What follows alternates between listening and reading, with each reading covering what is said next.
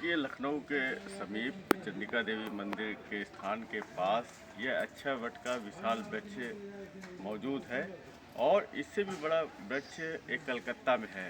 लेकिन इस वृक्ष की विशालता अपने आप में देखने योग्य है। आइए हम लोग दर्शन करते हैं अक्षय वट के। कितना विशाल वृक्ष है और कितना दर्शनीय स्थल है। आप ये देखिए कि कितनी दूर दूर तक फैला हुआ है। यह जो अक्षय वट है यह 250 से ज़्यादा पुराना है और इस वृक्ष की जटाएं दूर दूर तक फैली हुई हैं।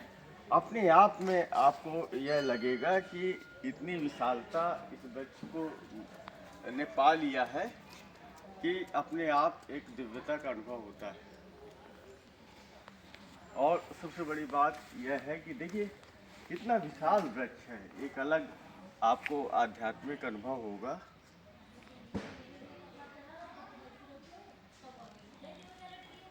कट कर दो। देखिए जो हमारे पुराणों में और हमारे धर्म में जो बरगद का वृक्ष है इसका महत्व बहुत ज़्यादा है।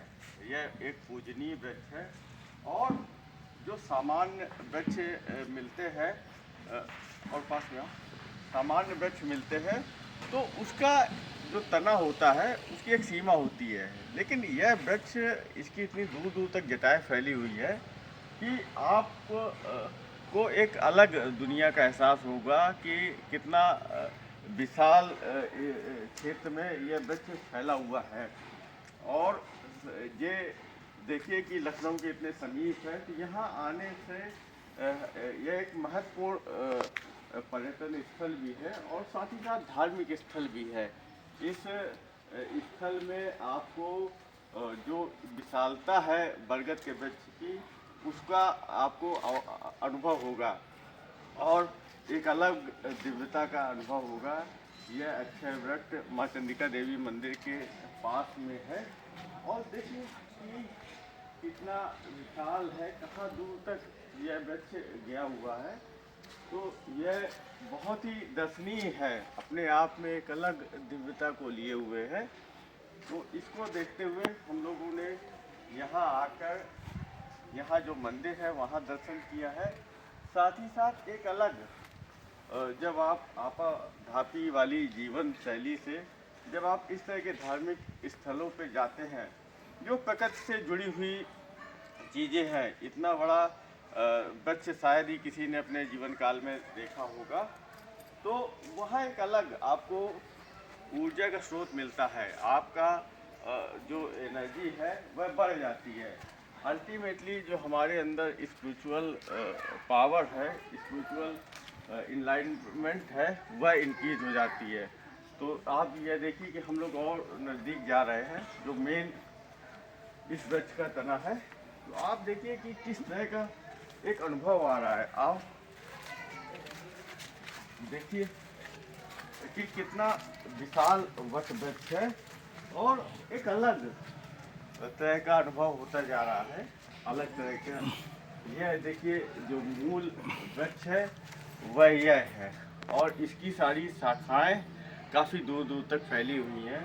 यह काफ़ी प्राचीन वृक्ष है और इस वृक्ष की में जब आप सानिध्य में आएंगे, नज़दीक आएंगे तो एक अलग तरह का आपको अनुभव होगा।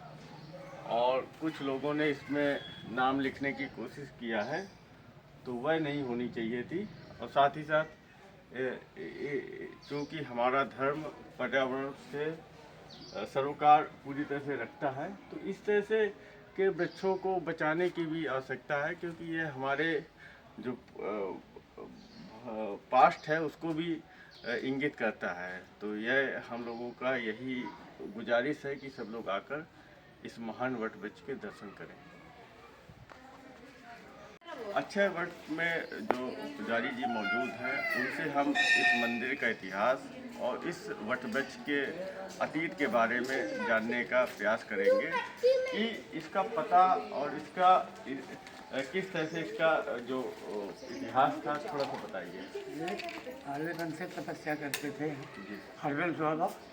जी चांदिका माँ के दर्शन करने डेली जाते थे 4 बजे उठ के। जी वहाँ से फिर आके यहीं हो जाते थे। 100 वर्ष तपस्या की। 100 वर्ष। उसके बाद एक दिन जा नहीं पाए, बुजुर्ग हो गए जब, जी तो चांदिका माँ खुद सरियान यहाँ आके हरिवंश बाबा के पास आ गई।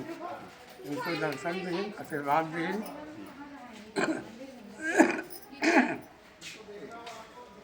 उसके बाद जिंदा समाधि में ली। पहले पेड़ उगा है, पेड़ पहले नहीं था। अच्छा, पेड़ पहले नहीं था। जो मन्नत मांगो यहाँ से पूरी हो जाती है।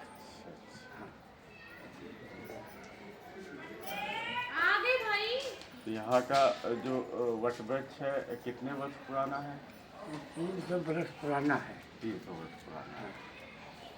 तो अभी आवागमन का साधन उतना सुगम नहीं है। रास्ता की कमी है ना। हाँ, रास्ता की कमी है। अब बनने वाली है। हाँ, उनको जोर लगावा जा रहा है अभी। लेकिन बन जाएगा। चलो,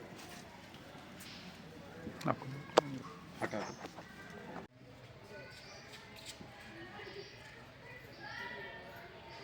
पापा के पूछ